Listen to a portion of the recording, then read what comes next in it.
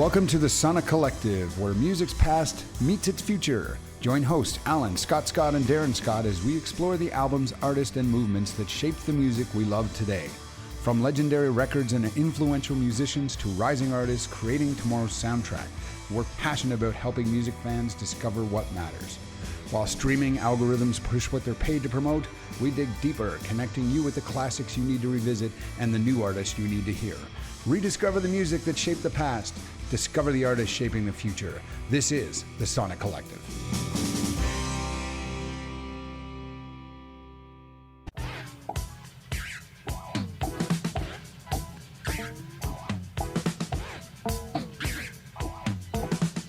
America is waiting for a message of some sort or another. Hello, music lovers. This is the Sonic Collective, and today we're talking about our pick for June 2026. I always seem to struggle with what to pick, and I was all over the board. I'd considered the Rolling Stones' Sticky Fingers, Beyonce, Lemonade, a band called Fu Manchu, The Action Is Go, even Herb Alpert, and Billy Joel's A Stranger. But I had just received my tickets in the mail for an upcoming David Byrne concert here in Bangkok in August, and I thought, you know what? I barely know any Talking Heads aside from the hits, let alone I don't know any of his solo music. So I got searching for top David Byrne albums, and one came up from 1981, My Life in the Bush of Ghosts, which he did with Brian Eno. It was the first one they collaborated on. And I was surprised. I didn't know that Brian Eno had actually produced a few Talking Heads albums. So I believe this was done prior to them recording, I think, their fourth album. Sorry, I could be off just a bit. So I was intrigued. I've really discovered ambient music a lot through Brian Eno. And on this podcast a couple of years ago, we listened to his Apollo album. So to be fair, I hadn't listened to one track. I usually do listen to a few. I just thought, you know what? I'm going to go into this blind. So a little bit about the album before we talk about it. This in 1981, you got to keep remembering that when you listen to it. It in many ways might have laid the blueprint for what is modern electronic sampling music, looped-based music, long before that became mainstream. I don't even think that David Byrne sings on this album. I could be wrong, and Darren will fill us in. But what they did is they created kind of funk grooves, and they layered all kinds of stuff over it. African sounds, radio hosts talking, exorcists giving sermons and casting out demons. So it ends up being this really trippy, dense, forward-thinking recording. So having listened to it now, I'm not sure if you'd call it a classic, an actual album, but it is an audio project. Maybe jarring at times, but I'm curious to hear all of your thoughts. One thing is for sure, it's definitely a one-of-a-kind record by two legends in the business. So what did we think of it? I'm going to throw it to Alain. Thanks, Scott. Yeah, My Life in the Bush of Ghosts. I've come to appreciate that most of the music we listen to with a critical lens here at the Sonic Collective has a time and a place, or there's a certain mood or atmosphere that suits the tone or the sonic characteristics of that music, right? But throughout this month, I was struggling to find where this album kind of fits. Sometimes music is great in the gym or in the car, in the kitchen. Maybe it's even good when you're sitting on the couch with nowhere to go and nothing to do but enjoy a glass of wine and smoke a doobie. But yeah, sitting with this album for the month, I could not find the time or the place or the headspace in which I found listening to this album enjoyable. I haven't heard any of your thoughts, but I'm going to go out on a limb and guess you're probably thinking along the same lines as me. And I like David Byrne and the Talking Heads well enough. I really enjoyed listening to Brian Eno's album, Apollo, that you mentioned earlier, Scott. Eno is a pioneer in ambient and electronic music, after all, and these are two legends. But whatever this album is or was trying to be, I don't know, man. Maybe it went over my head. I like to geek out about production, so I guess maybe we can start there. The album, as you alluded to, Scott, it was built around sampling and loops and things like that. And these techniques are pretty commonplace today in genres like hip-hop and electronic music. But back then, that was all pretty new and exciting, pretty cutting edge. And on this album in particular, they were really kind of going rogue, I think, with some of the stuff they were sampling and looping. There was found voices from radio broadcasts, there were sermons, there were traditional singers, there was some tape manipulation in there too. And this is all pretty foundational stuff that, again, we sort of take for granted today. But I think Bush of Ghosts really sought to reimagine what could be done in the studio and what popular music could be by using these novel techniques. They were chopping up and recording and constructing tracks all around them. And I think as a historical artifact, that's pretty fascinating. But again, as a listener, I found it about as enjoyable as being trapped in a waiting room with 3 different radios all tuned to different radio stations. It's kind of what it sounded like. There was no cohesion. Track after track, I just kept waiting for something to grab onto. A melody, a hook, a chorus, something that made me want to come back to it, something I could perhaps emote with. And instead, I just got a whole lot of percussive texture with preachers yelling at me and callers arguing with each other and assorted voices that seemed to be more interested in being sampled than being heard. I couldn't even settle down with it as background noise or ambient music because some of the vocal samples come in abruptly and they were really distracting. It kind of took me out of any potential for just chilling and vibing to this stuff. There were purposefully discordant notes that kind of don't sound good together. And that obviously was by design from these guys. But as a listener, it was just tough. And at several points, I felt like I was sort of just listening to a long tech demo. Hey guys, look what this machine can do. We get it. Very impressive, but can I have a song now, please? And the answer is repeatedly no. I can understand and appreciate why critics might celebrate this record. You can absolutely hear the ideas that would eventually inform genres like hip-hop and electronic music, that sample culture, and the countless experimental artists that followed. I think this album maybe planted a seed that grew into a musical forest, but the problem is, while I enjoy what grew from that seed, this particular seed itself is not all that interesting. And this album is another example of artists using the studio itself as an instrument. I think we talked about that in a previous review. I can't remember which one off the top of my head, but when they're layering sounds and looping and manipulating things in ways that would have, and actually, it sounds like I'm shitting on this album, and I don't mean to, but like, when you think about the tools and technologies they had at the time, this would have been a very laborious process. They're using reel-to-reel tape, and they didn't have a digital audio workstation where you could literally just copy and paste a loop or drag and drop a sample into your mix. Everything you hear took a lot of work, which for me is all the more surprising that they would go into that kind of effort to produce something that kind of sounds anti-musical. For my part, I don't doubt that My Life in the Bush of Ghosts is an important record. I just don't think it's a good one. I'll throw it over to Scott Gregory. Thanks. Yeah, I have a lot of respect for these guys as a musician, which we did listen to the previous Eno solo work. The number of people that he's worked with that I love, including Talking Heads and Byrne, who's also on the album. I was really looking forward to seeing what they did together. And I'm really not an electronic music fan outside of some Depeche Mode, some Pet Shop Boys, and they're that very niche kind of group, right? Basically, I take one step past the Crow soundtrack, and then I get a little scared. I go back to Econoline, Crush, and Prodigy and stuff like that. That's me, right? This is heavy listening. I think Alain was hitting on it, right? That to me, it's like those jokes told by comedians for comedians, where there's so much technical going on that you're getting something from it, but not as much as the people that are in the business and doing it as well, too, right? I think fellow musicians would likely get more out of this with all the new things that Byrne and Eno were doing. But it's hard for me to contextualize this album because having read up on it later, I did find all those things that we take for granted now as far as sampling and looping and the drums and all that. This is the mouth of the river, but I've been in this river a very long time, so I didn't get that wow factor.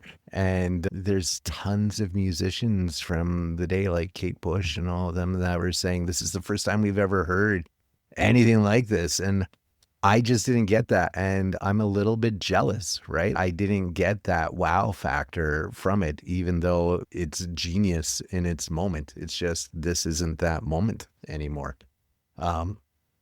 There's that deep spiritual undercurrent that's running through the album. It's never really straightforward. You've got, as Alan said, there's like, or I think Scott said, there's sermons, there's exorcisms, like all of these samples that are coming through, religious broadcasts, they're all fragments through, loop through the rhythm and the electronics. And it is really something like uncanny to behold, right? It just seems to transcend any real box that you can put it in outside of that theme. It's like you're tuning into a ritual or something, right? There's a little bit of transgressiveness to it because some of these songs weren't necessarily, or these loops, the samples weren't necessarily meant to be used in this type of way. And to their credit, they worked very diligently to get the rights to all of these samples. There were individuals and groups that did not appreciate some of the songs that were chosen for the album and that were made, and they removed them. So props to them for that. Sometimes people have this whole artistic liberty mindset, and I support that in a lot of ways. I'm a big freedom of speech kind of guy, but there's also, when you're going out and doing some of these new things, having some appreciation for others that aren't necessarily along for the ride. When you're using their voice and their art as a part of yours, I appreciate that they did that. For the actual album itself, it was decades before sampling became a standard tool. They were inventing a new language, right? They had the percussion on this, which is with that forward percussion banging through. It's ritualistic, it's feverish. They're cutting up all of those voices on there. It pulls from a lot of different cultural references, African, Middle Eastern, and obviously local. And then the rhythm. I found that's a big thing for me, that the rhythm isn't just a foundation, it's the structure that's holding everything together. That percussion, it's just sharp, it's insistent, it's got that tribal beat to it. It's giving these tracks just a real physical, solid sense to them, I think. I keep saying sonic wall. Sometimes you're hitting a sonic wall with this thing, which I think is great. And despite being a bit of a tourist, like I said, outside of a couple of sections of electronic music, I really appreciate that they were able to build grooves that feel alive, that are constantly shifting and mutating. Even when the vocals are chaotic, the rhythm is what's keeping everything locked in place. And I really appreciate that. I do have some favorite tracks.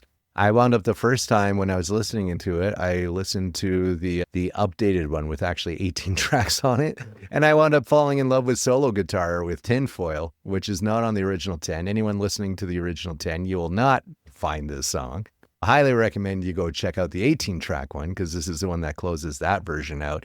And it's so mellow, it's stripped down. And yeah, I think it's quite funny that such a chaotic album ends on such a chill note. So if you didn't listen to the full 18, check that one out. Regiment has a funky little bass line to it that I like. I'm always down for some 70s funk. This is obviously coming in off the tail end of that whole period there. So there's some great percussion going on. Did you notice that Regiment had a similar bass line to the song Hypnotize by Notorious B.I.G.?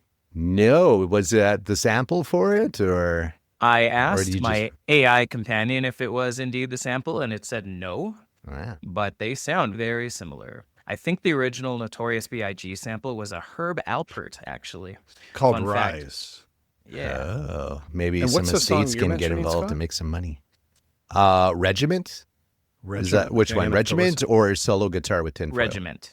Yeah, Regiment. Regiment is this one. Yeah. Go back and listen again, and then listen to Hypnotize, and just let me know if I'm crazy.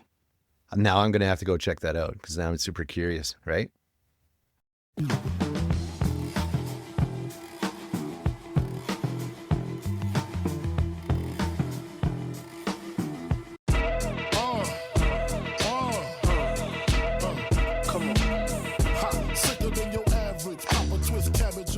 That song, like, it rolls on. Like, holy cow, that thing's 4 minutes long, right? And it feels like it's on a 20-second loop. I'd say it risks getting tired at that length, but I didn't ever fast forward it. I listened to the whole thing every time. I just kind of got caught in the groove and rode through it. So I can't really knock it for being 4 minutes. But that being said, I Again, we listen to these on purpose, so I don't know how long I would have been doing it outside of for this project, right? Help Me Somebody, it picks up the pace and stays funky right afterwards. It's a nice compliment to Regiment. We review albums, right? And I like to call out when you see some careful placement in the songs to give meaningful and enjoyable transitions from track to track, even if it's not something that's got this. There is a theme, but there's not like a running narrative. There's no epic journey of a character or anything like that going through this, right? But you do, outside of the storytelling that's absent, you get some strong themes, and you can still hand people off nicely from song to song, give them some highs, some lows, things like that. Mea Culpa rounds out my happy place. It has a nice progressive drum beat, some chanting, some sampling. It has a cohesive feel to it, despite being, you mentioned that there's a lot of discordant moments in here, and I found this one in particular was that it really tickles the brain, right? Because individually the elements are all a bit jarring if you focus on any one part of the song, but all together, it just creates that pressing soundscape it's pretty cool. It's like mixing ingredients you might think won't complement each other. You're like, who would ever put, I don't know, peanut butter and paprika? I don't know. I'm just randomly picking stuff.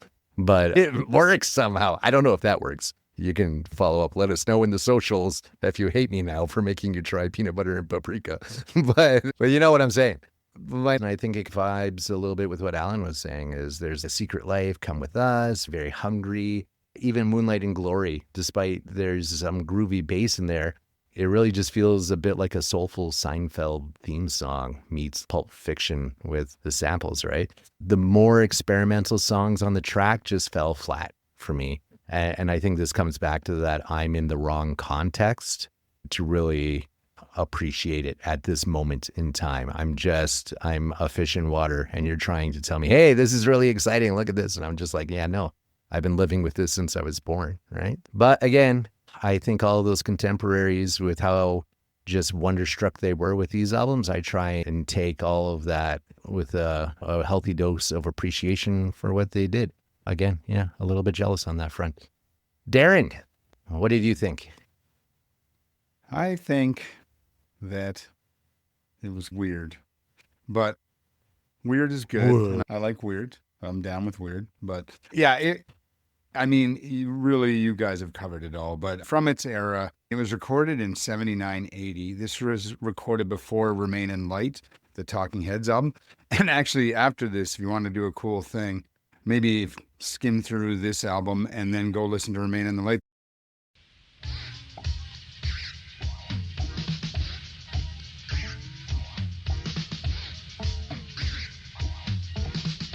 America is waiting for a message of some sort or another.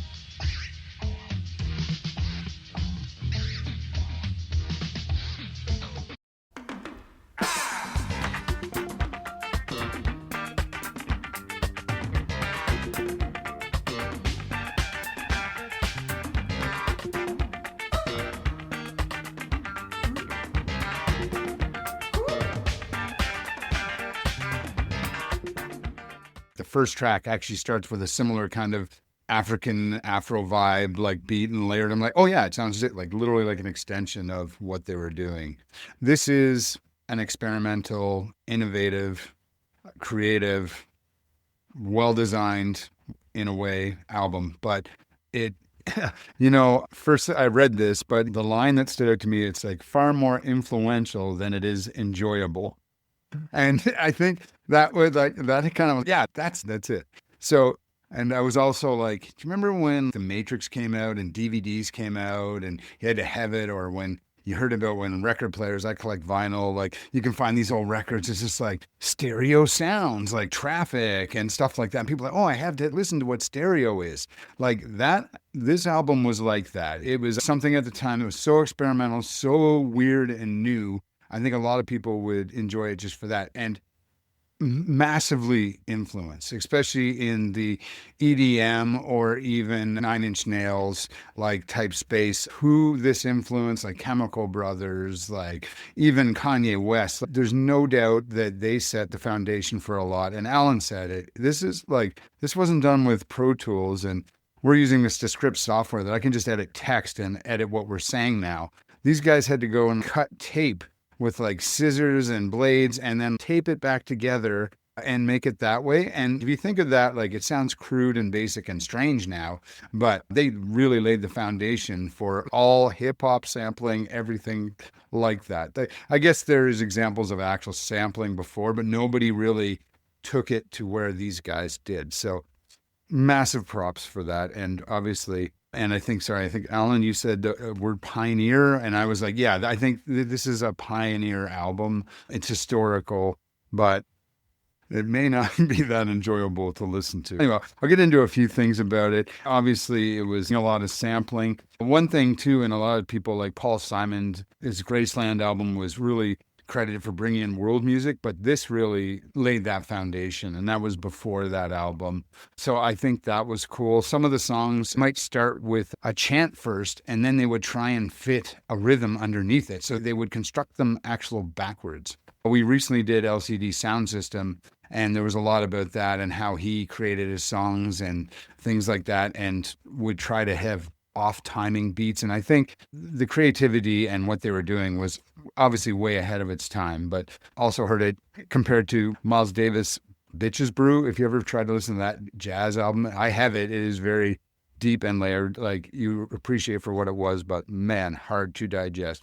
David Byrne, someone said, no, there is no, I think he plays some percussion and some other things, but really it's mostly not them. I don't even think he touched his guitar for it. Brian Eno had just recently left Roxy Music, so he had produced one of the Talking Heads albums or two before, and then Remain in Light was coming out next, which is going to be after this. So this was a break right before these albums we're talking about. We did mention it, but please go check out our episodes. There's Brian Eno Apollo review and Stop Making Sense with the Talking Heads. That was a cool one as well.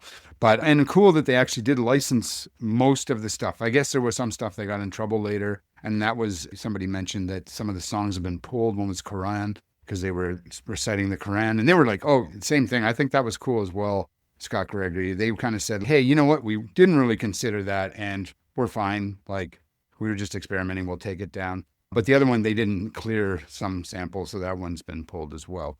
But again, the time when it was created, great. Influences that it brought, great, but it's hard to consume. And I like it. I appreciate it for what it was, but I really think of myself as a music fan that can digest a lot, and that was hard. I had to take a teaspoon of sugar to help the medicine go down type of thing. And by sugar, weed and booze. But Scott Coates, this was your pick. What did you think? Yeah, I must say, I'll start by saying I feel a little bad that I put you guys through this in a way. In that I now realize I try not to listen to a whole album before. There's been a couple picks where I've listened to them, but I want to discover it.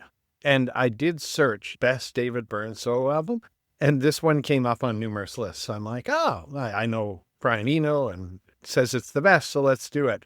And it's just, I'm going to repeat a lot of what you guys said. It's interesting, it's odd, but I'm really not sure what it is. And yeah, or what did you say, Darren? You said that it's far more influential than it is enjoyable. Yeah, that's a pretty good way to put it, right? But what is it? I am going to say a little term here over and over, art installation, because as I listened to this, there was no one song that ever jumped out to me.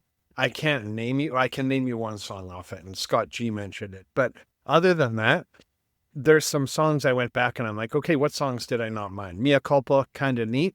And I really imagined it being the background in a movie while traffic whizzes by. I always seem to imagine songs in a music video or TV show. I don't know why. Help Me Somebody. I did dig the African vibe in this and the samples. Jezebel Spirit, interesting beat and samples. But you know, it just got annoying. And I think a few of you have alluded to it. I found myself getting kind of irritated. And I think that would start around Come With Us. I'm just not sure what to do with it.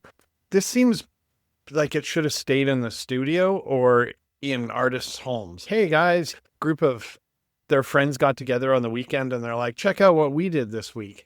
And they just shared it amongst themselves. Or again, a soundtrack to an art installation. I just kept thinking about wandering around rooms with weird art that I don't understand, and this being the sound behind it.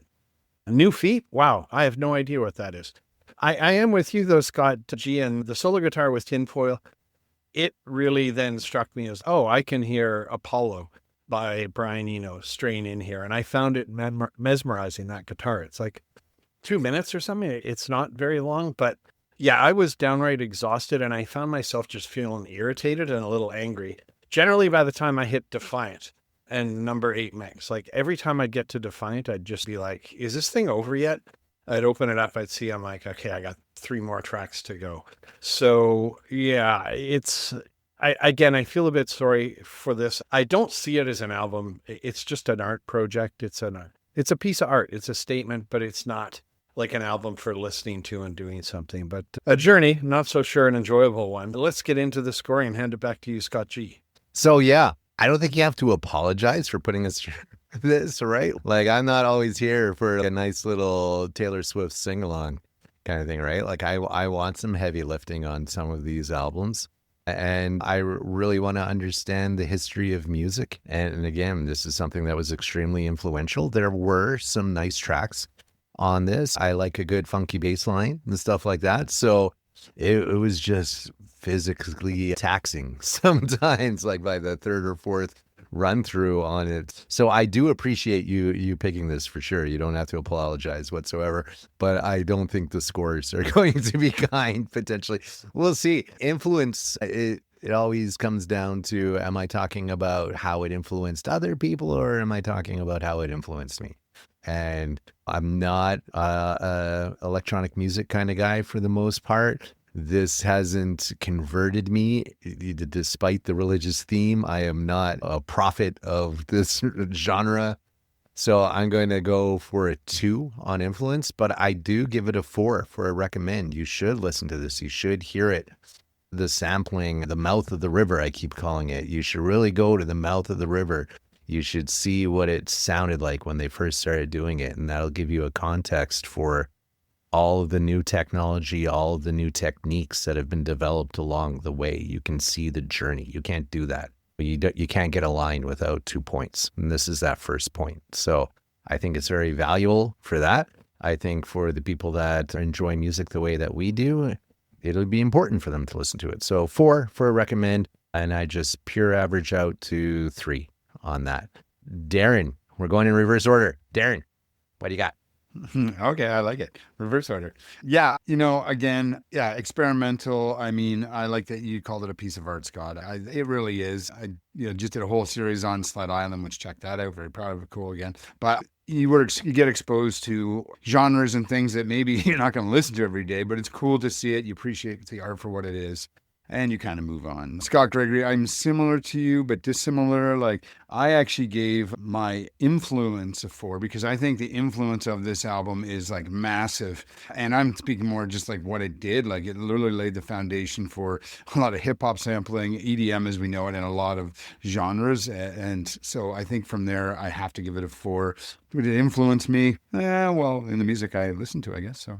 A little bit, but recommend, I'm the other way. I like, hey, this is what this group is for. Like, we listen to this stuff, and then people listen to our podcast and be like, hey, should I actually invest time? I've heard that about that album and this one. And yeah, the answer is probably no. Don't do it. Maybe if you want to just quickly beep through it on Spotify and do the 2-minute shuffle, I think you would get the gist of it. But I mean, it's cool if you're a real music fan and you just want to see that art. You want to sit with that for, at least a listen if it's under 40 minutes, thankfully. But yeah, it's cool in its own way. But yeah, overall, I'm coming in. I know, and I hate to do this for an album, but I'm going to save you. It's only a 2 out of 5 for me. Yeah. All right. With that, I'm going to throw it over to Alain. All right. Thanks, guys. Yes, as I was trying to live with this album over the month, the idea of this being like an audio piece of art, something that you experience through your ears rather than your eyes, kept coming back to me. And in some ways, I was drawing parallels to when we reviewed that Recoil album. Can't remember if that was last year. Again, tough listen, but if you stick with it, it may or may not reward you. And unfortunately for me, this album just never had a follow through where I felt I was rewarded for the effort. So for a recommendation, I'm only going to give it a 1.5 out of 5. If you're studying the history of sampling or experimental music or the evolution of modern production techniques, maybe this one is essential listening. But if you're just the average person and you're looking for an enjoyable album to spend 40 minutes with, I'd recommend literally almost anything else Brian Eno or David Byrne has touched during this era. I can't in good consciousness recommend this to you. Influence, this is a tricky one. Nobody seriously disputes that this was innovative. However, people do dispute exactly how much modern sampling can be traced back directly to this album. But to its credit, My Life in the Bush of Ghosts genuinely did influence some major figures in music production. Moby, for example, Public Enemy's producer, Hank Shockley is another one. And Scott, in the chat there, you just mentioned Chuck D, so that's funny. Yeah, I don't know, man. You can hear the ideas that would later echo through hip-hop and electronic music, but the problem is, for me, it's not about important so much as I would rather listen to the records that were inspired by this versus this record itself. So I'm only going to give it a 1.5 out of 5. Averaging it out, overall, it's a 1.5 out of 5. It's ambitious, it's innovative, it may or may not be historically significant, but being first doesn't necessarily mean it's enjoyable. As a milestone in music history, it's important. As an album I would voluntarily put on again, it's a hard pass. Over to you, Scott. Yeah, I'm pretty aligned with what you've all said, and the guy that picked this album is probably going to be the harshest on it. And I'm going to go back to something you said, Scott G. It's a bit like jokes by comedians being told for comedians. It's so insider. Ultimately, there was nothing that got me tapping my foot or even going, oh, I'm going to put this on and work to it. Like the Apollo, or even, I think it's called Songs for Airports by Brian Eno. Like sometimes when I'm working, I want focus, I put those on and I genuinely enjoy them. But this background sound just irritated me. And again, should have been kept in the studio. So you guys have said it, but important, yes. Did they create methods and whatnot that would help forward other artists and musicians and music itself? Yes. Does that mean I enjoyed it or liked it or would recommend it to other people? No, unless they're super genre, like somebody studying the history of music or an audio engineer or very niche audiences. So on recommend, I'm giving it a 1 because I can think of a lot of other albums in general to an audience that I would recommend, unless, again, it's a niche person. Influence, this isn't going to take me down a deeper experimental track, so I'm rating it on a personal level, not what it did to music, so I'm going to give it a 1. And overall, I'm going to give it a 1 because I'm not going back to it. It just, yeah, I'm not even so sure I'm glad I heard it. But yeah, it's... we sat with it. I think I got it through it 3.5 times, but it's a 1 for me. So I'm the lowest there. Thank you for not being angry about the pick. I think I will listen to a few tracks though before I actually fire out my next pick out of the cannon. But I did not expect the highest rated David Byrne solo album to be this. Anyhow, there it was, our pick for June. And I can never, ever seem to remember who's after me, Alan or Scott. Alan, what is it? Do you know? It's me. Yes, I do know. And I'm kind of wondering if this is our lowest scoring pick of all time. I think in it the might 10 be. years that we've done this. But Oh, I don't know. I think Skunk Anise or I whatever was immediately like that. thought Skunk and Yeezy the second. There's a you few. said- There's I a was few the that odd were one pretty out. I bad. kind of like That's a Skunk turd. Indians Day. Yeah, Yeah. I can't remember. Yeah. I might have brought the average up on that one. But anyway, Scott, no need to apologize for picks, especially when you're throwing a blind pitch. That's the whole point of this experiment, right? Sometimes you discover gold and sometimes you discover turds. All right, so my pick. For those listening, it is July, and 3 of the 4 of us are from Calgary, and Scott Coates used to live in Calgary. Mm-hmm. In Calgary, in July, it can only mean one thing: the Calgary Stampede, the greatest outdoor show on Earth. And for 10 glorious days, otherwise sensible adults run around the city, LARPing as cowboys, wearing giant belt buckles and cowboy hats. Denim becomes a lifestyle. Girls are wearing Daisy Dukes. It's a glorious thing to behold. And everyone claims to love country music for these 10 days, myself included. And in fact, I'm going to be doing my part to spread some Stampede cheer.